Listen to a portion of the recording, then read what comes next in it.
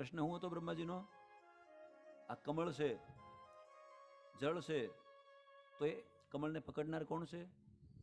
તો ધ્યાનસ્થ થયા ને તો દેખાયા. કેવા છે? શાંતાકારમ. ક્યાં છે? ભુજગ શયનમ.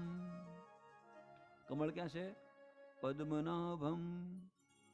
અને પોતે એની ઉપર જોયા સુરેશમ. કેવા છે? વિશ્વાધારમ.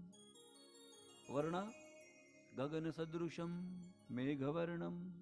અંગો કેવા છે? શુભાંગમ. સાથે કોણ છે? લક્ષ્મીકાંતમ કમલનયનમ યોગીભીર ધ્યાનગમ્યમ વંદે વિષ્ણુમ ભવભયહરમ સર્વલોકૈકનાથમ.